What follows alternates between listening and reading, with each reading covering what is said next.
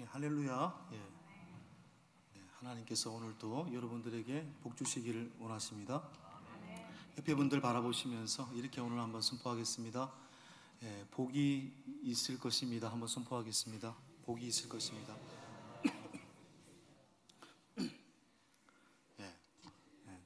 전혀 감기 아닙니다. 여러분 걱정하지 마시고. 여러분 에베소서 2장 10절 말씀, 제가 늘 이 말씀 아주 인용을 많이 하는데 한번 띄워주시겠습니까? 에베소서 2장 10절 말씀에 우리는 그가 만드신 바라 그리스도 예수 안에서 선한 일을 위하여 지으심을 받은 자니. 아멘. 이 말씀보다 우리의 존재의 아름다움을 잘 설명하고 있는 구절은 없습니다. 사실 여기서 우리는 그가 만드신 바라라는 말이 등장하잖아요. 한번 띄워주실까요? 우리는 그가 만드신 바라. 말씀 한번 띄워주십시오. 이 그가 만드신 바라는 말이 이제 헬라어로 포이에마, 이 포이에마라는 단어는 영어로 번역을 하면은 번역을 제가 한 3개 봤는데 다 다르게 나오더라고요. 어떤 번역에는 포엠으로 되어 있고 시라는 뜻이고, 어떤 번역에는 good works라고 되어 있고요. 좋은 뭐 제품, 상품, 그다음에 masterpiece, 걸작품 이렇게 해석이 되어 있습니다. 그 중에 가장 적절한 번역은 포엠 같아요. 시. 우리는 하나님께서 만드신 시입니다. 선한 일을 위하여 우리가 살도록 하시기 위해서 우리를 시로 만드신 겁니다. 여러분은 다 시입니다. 우리는 보통 이제 아름다운 시, 훌륭한 시, 어떻게 이런 엄청난 시가 있을 수 있을까? 유명한 시를 보고 감탄하지만 사실은 하나님께서 정말 감탄했던 시는 누구였습니까? 우리였잖아요. 인간을 만들고 난 뒤에 하나님은 토부라는 말이 좋다라는 뜻인데 이 말을 2번 썼습니다. 토부, 억수로 좋다, 허벌나게 좋다, 심하게 좋다. 그죠? 인간을 향해서만 그렇게 표현을 했습니다. 그러니까 우리는 하늘의 시죠. 4세기의 기독교 영성가인 어거스틴, 오늘날 모든 이 신학의 사상, 신앙의 사상은 다 어거스틴의 흔적을 먹고 있는 것이라고 해도 과언이 아닌데요. 어거스틴의 고백록을 보면은 어거스틴이 이렇게 고백을 했어요. 인간은 산을 보고 감탄한다. 바다를 보고 감탄한다. 죄송합니다. 뭘 보고 감탄한다고요? 그렇죠. 별을 보고 감탄한다. 그런데 정작 하나님께서 만드시고 토부 정말 감탄했던 자기 자신에 대해서는 전혀 놀라지 않는다. 이렇게 어거스틴은 그렇게 표현을 했습니다. 여러분, 많은 얘기죠. 여러분, 우리는 보통 하늘을 보면, 밤하늘을 보면 별을 보고 감탄합니다. 그렇죠? 이건 1차원적인 거예요. 어떻게 1단계 수준의 감탄입니다. 그런데 정말 감성이 풍부한 시인은요, 별과 별 사이의 어둠까지도 보는 사람입니다. 그런데 진짜 하늘의 시인은 어떤 사람일까요? 그 별을 보고 또한 별과 별 사이의 어둠을 보고 바로 저 별과 어둠을 만드신 하나님을 보는 사람이죠. 그게 바로 하늘의 시인이고 바로 그것이 그리스도인인 것입니다. 우리는 이 세상을 바라보면서 참 경치가 좋다, 참 저 아름답다, 더 나아가서 저 아름다움을 창조하신 하나님을 볼 수 있어야 되는 거죠. 그게 바로 우리라는 존재고 바로 우리 그리스도인의 존재됨인 것이죠. 여러분, 오늘 그런 의미에서 여러분은 전부 다 하늘의 시인들이신 겁니다. 옆에 분들 바라보시면서 이렇게 한번 선포하겠습니다. 당신은 하늘의 시인입니다. 한번 선포하겠습니다. 당신은 지난달 우여곡절 끝에 이제 세계 잼버리 대회가 열렸습니다. 잘 마쳤습니다. 참 논란이 많았는데 저도 이제 초등학교 때 보이스카우트 2년 반 3년을 했습니다. 사진을 보면 이제 보이스카우트였습니다. 왜냐하면 제가 어렸을 때는 굉장히 떼를 많이 썼습니다. 우리 어머니한테 그 시골에서 어머니 어깨동무 잡지 좀 사오시라고, 그 어머니가 그 촌에서 걸어가가지고 버스 갈아타고 왕복 3-4시간 타고 시내에 있는 서점에 들려가지고 어깨동무를 원한 게 아니고요. 어깨동무란 잡지 아시죠? 그 잡지의 내용이 아니고 그 잡지에 딸린 별채 부록, 뭐 이렇게 튜브 이런 거 주는 거, 그게 너무 꽂혀가지고 얼마나 어머니를 힘들게 했는지. 그 보이스카우트 하다가 못하겠다. 보이스카우트는 여러분 돈이 솔솔하게 많이 들어갑니다, 여러분. 못하겠다. 없는 살림에 말이죠. 또 야구에 꽂혀가지고, 제가 태생은 포항 출신입니다만 저는 지금까지 오비베어스, 두산 베어스의 골수 팬입니다. 그때도 오비베어스를 너무 좋아해가지고 초등학교 시절에도 오비베어스의 팬클럽이 되겠다, 어린이 회원이 되겠다, 엽서로 응모까지 했습니다. 결국 그게 이제 이렇게 인연이 돼가지고 야구를 좀 했죠. 사실은 제가 야구부 원래 다른 중학교로 가야 되는데 포항 중학교로 제가 간 이유는 야구부를 하기 위해서였습니다. 그런데 제가 2달도 안 돼서 때려치웠습니다. 왜냐하면 몸도 너무 왜소하고 너무 힘들더라고요. 계속 기본기만 가르치니까 너무 힘들고, 너는 공부나 해야 되겠다. 근데 제가 나중에 어머니한테 듣기로는, 야, 너는 어떻게 한 가지를 진득하게 못하냐, 이런 말 굉장히 많이 들었습니다. 진득함. 여러분은 과연 살면서 진득함이 있다고 생각하십니까? 여러분, 진득함이라는 걸 성경의 언어로 바꾸면 뭘까요? 바로 인내입니다. 인내. 믿음은 어쩌면 인내죠. 버티는 것이 인내죠. 헬라어 단어도 피스티스라는 단어가 여러분 버티다, 지속하다 이런 뜻이잖아요. 믿음은 인내입니다. 그런데 아무 일이 없을 때도 시간을 버텨내는 것 힘들잖아요. 그런데 고난이 있을 때, 누군가가 나에게 공격을 할 때 그 시간을 견딘다는 것은 더더욱 어려운 일인 거죠. 오늘 시편 129편 이 순례자의 노래 10번째의 이 순례자의 노래는 바로 나를 힘들게 하는 그 고난, 나를 힘들게 하는 그 원수의 칼날 앞에서 버티면서 하나님께 구원을 노래하고 있는 시인 것입니다. 여러분, 오늘 본문 보시면 1절, 2절에 반복해서 나오는 어구가 있는데요, 1절 하반절에 내가 어릴 때부터 여러 번 나를 괴롭혔도다라는 말이 나옵니다. 또 2절에 보면 그들이 내가 어릴 때부터 여러 번 나를 괴롭혔으나, 똑같은 말이죠. 어릴 때부터 여러 번 나를 괴롭혔다. 이건 처음부터 지금까지 여러 번이란 말은 한두 번을 의미하는 게 아니잖아요. 지속적으로 나는 괴롭힘을 당해왔다라는 얘기입니다. 지속적으로 나는 어떤 의미에서 아픔을 당해왔다, 상처를 받아왔다. 여러분, 1절, 2절을 보고 나면 결국 이 1절, 2절은 결국 누구의 이야기일까요? 1차적으로 고난받은 이스라엘 역사를 의미하는 거죠. 여러분, 이스라엘의 역사는 고난의 역사입니다. 우리나라의 역사와 거의 흡사합니다. 여러분, 이스라엘의 고난의 역사를 한번 떠올려 보십시오.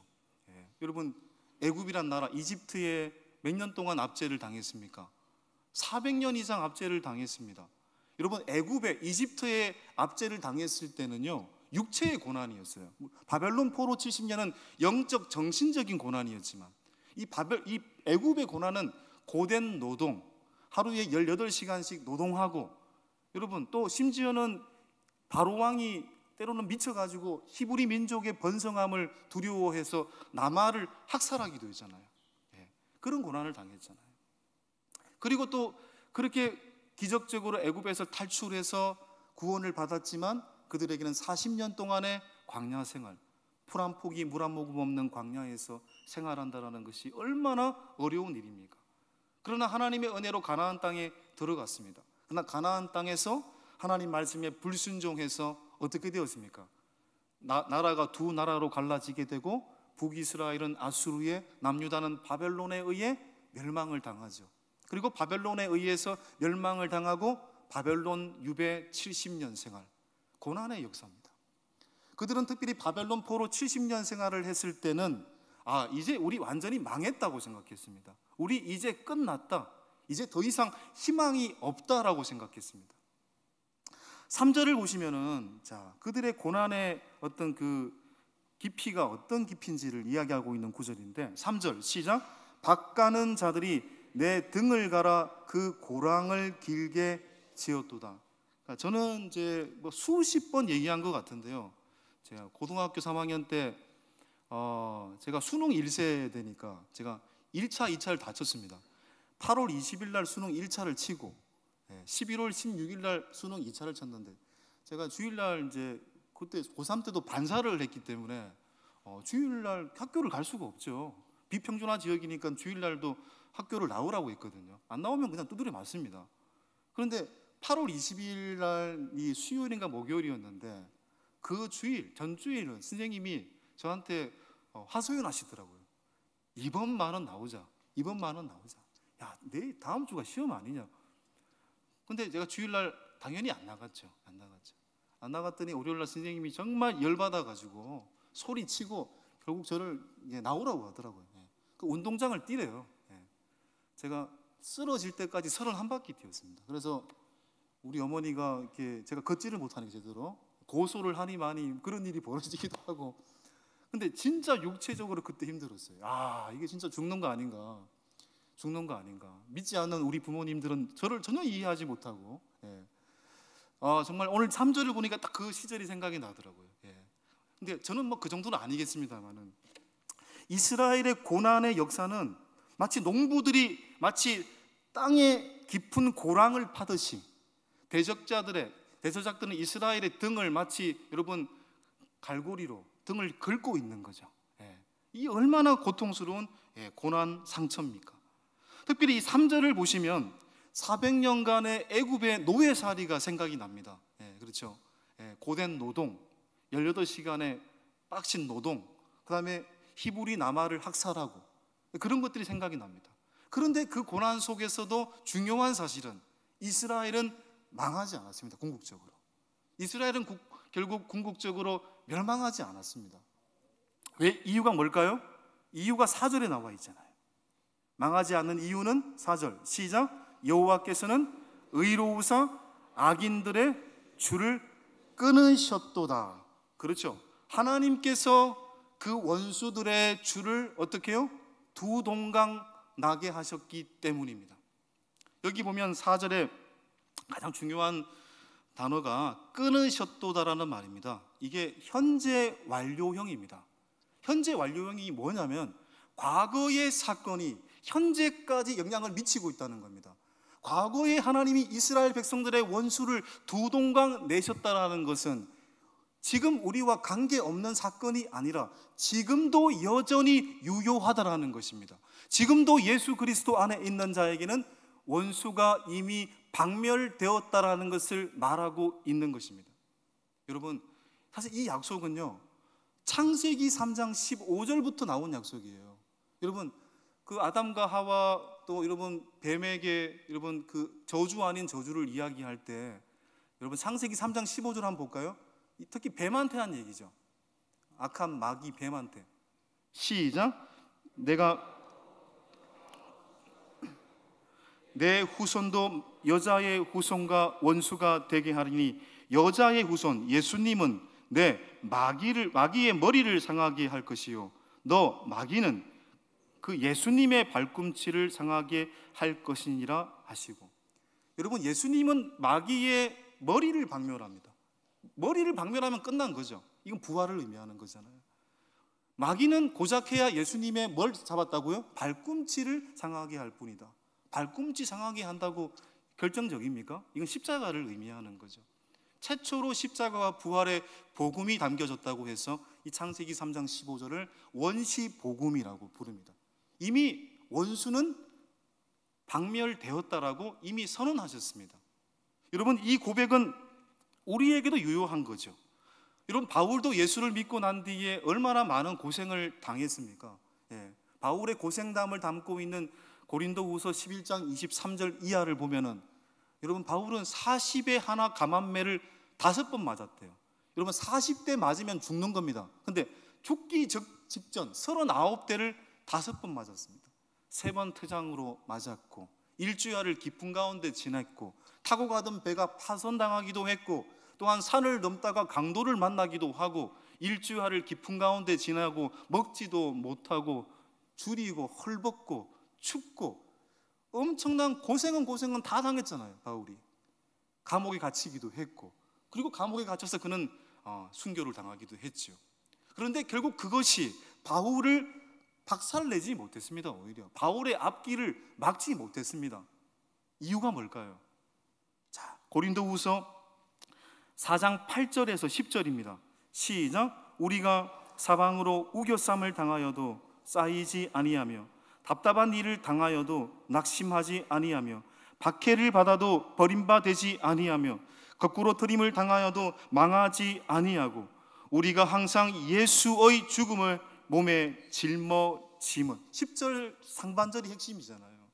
나는 예수 그리스도의 십자가와 부활의 복음을 품고 있는 사람이기 때문에 나는 이미 승리했다라는 그 어떤 외부적인 박해가 나를 막을 수 없고 넘어뜨릴 수 없다라는 바울의 이김의 확신을 의미하고 있잖아요. 그런 구원의 하나님을 노래하고 있는 것입니다. 여러분, 성도는 구원의 하나님을 노래하는 사람들입니다. 왜냐하면 하나님께서 반드시 하나님을 믿는 자를 구원하실 것임을 믿고 있기 때문인 것입니다. 여러분, 이스라엘 백성들이 이렇게 구원의 하나님을 4절에서 3절에서 노래할 수 있는 이유는요, 그들에게 뭐가 있기 때문입니까? 경험이 있기 때문입니다. 민족적으로 구원을 받은 경험이 있었기 때문입니다. 어떤 구원을 경험했죠? 그들은 홍해를 땅처럼 건넜잖아요. 여러분, 홍해는 그 당시로는 폭이 32km가 넘는 거대한 바다였다고 보여집니다. 그런데 그 바다를 땅처럼 건넜습니다. 그런 구원을 경험했기 때문입니다. 두 번째는 하나님께서 어떤 핍박과 어떤 고난 속에서도 그들을 지켜주실 것이라고 아브라함의 시절로부터 하나님의 말씀으로 약속하셨기 때문입니다. 이 두 가지 사실이 구원의 하나님을 노래하게 한 이유죠. 오늘 우리도 마찬가지 아니겠습니까? 우리도 구원의 하나님을 노래합니다. 이유는 두 가지예요. 우리에게는 이미 뭐가 있기 때문에요. 예수 그리스도의 십자가와 부활의 복음을 통해 우리가 무엇이 되었습니까? 하나님의 자녀가 되었기 때문입니다. 그리고 두 번째는 하나님의 자녀로서 오늘 이 순간도 우리는 하나님의 말씀을 이 성경을 통해서 듣고 있기 때문입니다. 하나님의 약속을 이미 우리에게 주셨기 때문에 이 두 가지 사실이 우리가 구원의 하나님을 노래하는 가장 강력한 증거죠. 여러분, 맞죠? 예수님을 믿고 이 성경 속에서 하나님의 약속을 믿고, 여러분, 이것보다 확실한 증거가 어디 있어요? 그런데 우리가 흔들리잖아요. 구원의 하나님을 노래해야 됨에도 불구하고 우리가 흔들립니다. 왜 흔들릴까요? 답은 간단하죠. 세상만 바라보니까 그렇습니다. 환경만 바라보니까 그렇습니다. 땅만 바라보니까 흔들리는 것입니다. 여러분, 그때마다 주님께서는 여러분 알다시피 여러분 성경에 366번 두려워하지 말라, 근심하지 말라, 염려하지 말라 말씀하셨잖아요. 마태복음 14장에서 믿음이 없는 자여, 작은 자여 왜 의심하느냐, 마가복음 5장에서 두려워하지 말고 믿기만 하라. 주님께서 그렇게 말씀하셨잖아요. 여러분, 이스라엘 백성이 광야 40년 생활을 했습니다. 원래 40년이 아니죠. 민수기 13장 14장에서 가데스 바냐에서 불순종 때문에 그 40일이 되어야 될 광야 생활이 40년이 됐습니다. 그런데 40년이니까 여러분 얼마나 긴 세월이에요. 한 세대가 다 죽는 그런 세월 아닙니까? 그런데 이제 가나안 땅이 저 멀리 보였습니다. 그런데 하나님께서는 직진해서 가면 가나안 땅인데 다시 에돔 땅으로 우회하라고 했습니다. 그게 38년, 39년쯤 됐을 겁니다. 아니, 바로 가면 가나안 땅인데 어떻게 에돔 땅으로 우회하라고 하시니 또 불평불만이 밀려온 거죠. 그러니까 40년이 지나도 이스라엘 백성은 전혀 변화되지 않았습니다. 어떤 의미에서 여전히 불평하고 여전히 원망했습니다. 그러니까 하나님도 여러분 인격적인 분 아니십니까? 참다 참지 못해가지고 그들에게 부분적인 심판을 내리시잖아요. 39년째까지도 원망하고 있는 그들에게 뭘 내리십니까? 불뱀을 통해서 그들로 하여금 물리게 하십니다. 불뱀에 물린 자마다 어떻게 되었습니까? 죽어갑니다. 결국은 이것을 보고 난 다음에 다시 이스라엘이 하나님 잘못했습니다, 다시 저희를 구원해 주십시오, 살려 주십시오. 결국 하나님도 그 말에 또한 마음이 약하셔서 긍휼하신 하나님께서 살 길을 예비하시잖아요. 무엇으로? 노수로 뱀을 만들어 가지고 장대에 달아라. 장대에 달린 노뱀을 쳐다보는 자마다 불뱀에 물렸더라도 다시 살아나게 될 것이다. 그렇죠? 물론 그것이 놋뱀이 나중에 십자가에 달리신 예수님을 예표하는 것입니다만은, 놋뱀을 쳐다보는 자마다 다시 살아나게 될 것이다. 여러분, 놋뱀을 쳐다본다라는 것은 무엇을 의미할까요? 여러분, 놋뱀을 바라보려면 어떻게 해야 됩니까? 고개를 들어야 되잖아요. 고개를 들어 어디를 봐야 됩니까? 하늘을 바라봐야 되잖아요. 땅만 바라보면 불뱀에 물려서 죽을 수밖에 없지만 하늘을 바라보는 자에게 다시 살아나게 될 것이라는 것이잖아요. 우리가 왜 흔들리는 것입니까? 현실만 바라보니까 흔들린다는 얘기입니다. 여러분, 우리가 좋아하는 말씀 중에 예레미야 29장 11절의 말씀이 있습니다. 수요예배 때 예레미야를 제가, 예레미야서는 굉장히 어려운 성경이긴 합니다만은 이 성경이 너무너무 제가 꽂혀가지고, 근데 예레미야서의 가장 핵심적인 구절이 뭐냐면요, 예레미야서 29장 11절이에요. 한번 읽어볼까요? 시작. 여호와의 말씀이니라. 너희를 향한 나의 생각을 내가 아나니 평안이요 재앙이 아니니라. 너희에게 미래와 희망을 주는 것이니라. 저도 이 신방 가서 이 구절을 많이 인용합니다. 진짜 맞는 얘기고요. 하나님은 우리에게 재앙을 주시려는 것이 아니잖아요. 우리에게 있는 고난은 재앙이 아니라 뭡니까? 희망이다. 너희에게 미래와 희망을 주려는 하나님의 생각이다. 나의 생각은 평안이다. 맞는 얘기죠. 여러분, 이 구절을 붙들고 사람들은 희망을 갖습니다. 나의 고난이 지금 당장 물러날 것이라고 희망을 갖습니다. 그런데 이 말씀을 붙들고 살았는데도 불구하고 금방 나의 고난이 물러가지 않을 때 낙심하게 되죠. 여러분, 왜 그렇습니까? 이 구절의 전후 맥락을 이해하지 못하기 때문에 그렇습니다. 예레미야서 29장 11절의 전후 맥락을 보면은요, 너희가 금방 고국으로 돌아오게 될 것이다 라고 말한 것이 아닙니다. 예레미야 예언은 일관성이 있어요. 너희가 죄악의 길을 걸어가고 우상 숭배를 하면 너희는 바벨론 포로 70년을 당하게 될 것이다. 그러나 70년이 차면 다시 돌아오게 될 것이다. 그 말이거든요. 그러니까 너희들의 이 고난의 세월이 당장 끝나지는 않을 것이다. 하나님의 예언대로 너희들은 바벨론으로 유배될 것이다. 거기서 인고의 세월을 보내게 될 것이다. 그런데 그곳에서 그러니 돌아올 생각을 하지 말고 그곳에서 집 짓고 결혼하고 아이 낳고 열심히 살아라. 그러면 때가 차면 하나님이 다시 너희를 부를 것이다. 이 말씀인 거거든요. 결국 이 말씀을 듣고 여러분 이렇게 생각할 수 있습니다. 아니, 내 세대도 아니고 다음 세대에 그런 일이 일어날 것을 기대하면서 산다니 이거 얼마나 막막합니까? 지금 당장 그 일이 일어나야 나에게 기쁨일 텐데 다음 세대 때 이 일이 일어난다면 너무너무 낭만스럽고 너무너무 막연하지 않습니까? 우리 이렇게 질문을 던질 수가 있습니다.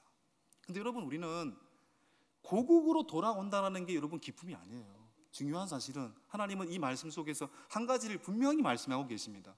너희가 70년 동안 바벨론 생활을 당하게 되겠지만 중요한 사실은 내가 70년의 세월 동안 거기서 너희와 함께 할 것이다. 너희와 함께 할 것이다. 여러분, 다니엘서를 보게 되면 우리가 다니엘이라는 인물을 알고 있지 않습니까? BC 605년에 바벨론에 의해서 유다가 1차 멸망을 했을 때 끌려간 사람이 누굽니까? 다니엘과 다니엘의 세 친구입니다. 그들은 끌려가서 풀무불에 들어가기도 했잖아요. 세 친구들은. 다니엘은 어디에 들어갔습니까? 사자굴 속에 들어가기도 했잖아요. 그런데 그들은 쫄지 않았어요. 당당했어요. 이유가 뭡니까? 그곳에서도 하나님께서 함께 하신다는 것을 보았기 때문입니다. 그래서 그들은 그 바벨론 생활 속에서도 낭망하지 않았고 담대할 수 있었던 것입니다. 여러분, 중요한 것은 구원의 날이 언제냐가 중요한 게 아닙니다. 지금 이 순간 그 주님께서 우리와 함께하고 계신다는 사실인 것입니다. 주님은 천국에서 우리가 오기만을 기다리는 것이 아닙니다. 지금 이 시간, 이 순간, 이 세상에서 주님께서는 우리 곁에 오셔서 우리의 심령 속에 오셔서 우리의 마음 속에 오셔서 지금 우리와 함께하고 계신다는 사실인 것입니다. 그것을 믿으면 미래의 구원이 지금의 구원이 되는 역사가 일어나게 되는 거잖아요. 내 주 예수 모신 것이 그 어디나 하늘나라. 바로 그 의미가 바로 그거잖아요. 여러분, 그런 의미에서 이것을 믿게 될 때 고난의 시기가 아무리 오래되어도 낙심하지 않게 되는 거예요. 하나님이 함께 하시는 것이 가장 큰 구원이잖아요. 오늘 순례자가 그걸 알게 된 겁니다. 자신의 아픔과 상처로부터 벗어났음을 확신한 후에 하나님이 이곳에 계시구나, 이 고난 속에 계시구나, 그것을 알고 난 뒤에 이미 원수의 머리를 박멸하셨구나, 두 동강 내셨구나, 이것을 확신한 후에 순례자는 이렇게 결국 선포하지 않습니까? 5절 어떻게 선포합니까? 시작. 무릇 시온을 미워하는 자들은 수치를 당하여 물러갈지어다. 물러갈지어다. 주님이 이미 승리하셨구나. 주님께서 우리에게 이미 이 승리를 예비하셨구나. 이것을 알고 난 뒤에 순례자는 여전히 고통스러운 현실이 남아있지만 승리를 확신하고 물러갈지어다, 원수들은 물러갈지어다 선포하고 있는 거잖아요. 여러분, 이 영화 42번이라는 영화가 있습니다. 42. 이 영화는 이제 스포츠 영화인데요. 2차 세계대전 이후에 미국의 사회는 여전히 흑인과 백인의 차별이 심했던 나라입니다. 특별히 스포츠도 백인들의 전유물이었습니다. 특히 메이저리그 야구도 백인들만 누렸던 귀족 스포츠였어요, 쉽게 말해서. 그런데 이 틀을 깬 사람이 등장합니다. 지금 미국의 LA 다저스가 전신이 블루클린 다저스거든요. 블루클린 다저스의 단장의 이름이 리키였습니다. 리키라는 사람이 흑인 선수를 데리고 와요. 이거 좀 충격적인 거 아닙니까? 백인들이 있는 사회에 흑인을 데리고 왔습니다. 그 흑인 선수가 누구냐면 바로 제키 로빈슨이라는 선수입니다. 지금도 미국의 메이저리그 역사 속에 가장 빛나는 별이죠. 제키 로빈슨을 데리고 왔습니다. 그러니까 백인 선수들이 얼마나 조롱을 했겠으며 미국 사회가 리키 단장을 얼마나 욕했겠어요. 그런데 리키가 이 제키 로빈슨에게 이렇게 얘기를 합니다. 조롱이 있을 것이다. 수치가 있을 것이다. 차별이 있을 것이다. 쫄지 마라. 두 가지만 기억해라. 너는 훌륭한 신사야. 두 번째, 너는 위대한 야구 선수야. 네가 훌륭한 신사고 위대한 야구 선수라는 것을 확신하면, 그걸 입증하면 우리는 이기게 될 거야. 여러분, 제키 로빈슨은 어렸을 때부터 차별을 당해왔습니다. 버스도 따로 탔죠. 화장실도 샤워실도 같이 이용할 수가 없었습니다. 선수 생활을 하면서도 그런 차별을 계속 당해왔습니다. 지금도 당하고 있습니다. 그런데 제키 로빈슨은 그때마다 리키 단장이 했던 말을 되새겼습니다. 난 훌륭한 신사야. 난 위대한 야구 선수야. 이것을 기억하고 조롱과 핍박 속에서도 그걸 견뎌냈죠. 그리고 실력으로 입증해냈죠. 그리고 백인들의 마음을 얻었죠. 결국은 어떤 선수가 되었습니까? 여러분, 제키 로빈슨은 미국의 메이저리그 모든 팀의 이 제키 로빈슨의 백 넘버가 뭡니까? 42번입니다. 42번은 없습니다. 왜요? 제키 로빈슨의 번호니까요. 등번호니까요. 모든 구단에서 영구 결번으로 지정을 해놨습니다. 가장 메이저리그의 역사 속에서 빛나는 별이 된 거죠. 수많은 조롱이 있었고 핍박이 있었지만 내가 훌륭한 신사고 위대한 야구 선수라는 이 정체성을 확신하고 이겨냈기 때문에 그는 가장 빛나는 선수가 되었습니다. 여러분, 우리의 삶도 마찬가지 아니겠습니까? 여러분, 우리가 지금 이 자리에서 하나님을 예배하는 성도가 된 것, 또 하나님의 자녀가 된 것, 하나님의 은혜죠. 그런데 여러분, 마귀는 너는 과거에 이런 상처를 갖고 있었잖아. 너는 과거에 이런 잘못을 했잖아. 우리의 잘못, 과거의 잘못과 상처를 끄집어내서 우리가 하나님의 은혜로 자녀가 되었다는 사실을 부정하게 만듭니다. 우리에게 죄책감을 엄청나게 심어가지고 넌 하나님의 자녀가 아니여라고 그렇게 마귀는 우리를 선동하고 있습니다. 여러분, 그럴 때마다 그것에 휘말리지 않아야 되는 것입니다. 우리는 어떤 자리에 있든지 하나님의 자녀라는 사명을 가진 자인 줄 믿습니다. 여러분, 그런 말이 있잖아요. 화로 동선이란 말이 있습니다. 여름 하자, 여름의 화로, 동, 겨울의 선, 부채. 이 맞는 얘기입니까? 여름의 화로, 겨울의 부채, 뭐가 안 맞는 것 같죠? 그래서 뭔가 의미 없는 별 쓸모없는 존재를 비유할 때 하로 동선이란 말을 씁니다. 그런데 정말 쓸모없는 걸까요? 아닙니다, 여러분. 여름에도 비를 쫄딱 맞으면은 옷을 어디다 말려야 되는 겁니까? 화로에다 말려야 되는 거잖아요. 또 겨울에도 화로가 꺼질 때 불씨를 살리기 위해서는 어떻게 해야 됩니까? 부채로 불씨를 살리는 거잖아요. 그러니까 여러분, 의미 없는 게 아니잖아요. 우리는 무용지물이 아니고 무용지용이죠. 이런 말이 있지 않습니까? 산에는 못생긴 나무가 산을 지킨다, 이런 말이 있습니다. 못생긴 나무가 산을 지킨대요. 왜냐하면 잘생긴 나무는, 멋진 나무는 어떻게 됩니까? 여러분, 그렇죠. 사람의 눈에 띄니까 빨리 배에서 가잖아요. 못생긴 나무는 배지 않으니까 그 자리를 지키고, 결국은 그 못생긴 나무가 산을 이루고 굵은 나무를 형성하죠. 무슨 얘기입니까? 어떤 존재도 하나님의 시로 만들어진 우리들은 사명을 갖고 있는 존재라는 것입니다. 우리의 삶은 과거에 일어난 상처에 의해 결정되지 않습니다. 나를 포엠, 시로 만드셨고 시로 만들어 가시는 하나님에 의해서 결정되는 것입니다. 나의 상처와 나의 아픔도 별을 만드시는 분은 하나님이십니다.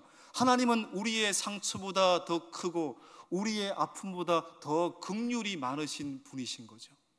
그러기에 우리가 오늘 나의 존재됨을 알고 있다면, 나는 하나님의 자녀야, 나는 훌륭한 신앙인이고 나는 위대한 믿음의 사람이 될 거야, 이것을 확신하게 된다면 우리는 단 한 가지만 선포하면 되는 것입니다. 바로 5절 시작. 무릇 시온을 미워하는 자들은 수치를 당하여 물러갈지어다. 하나님이 우리를 사랑하시고 우리를 책임지십니다. 그 믿음 속에 살아가시는 우리 모두가 되었으면 좋겠습니다. 이 시간 말씀 기억하시면서 찬송가 384장 찬양하도록 하겠습니다.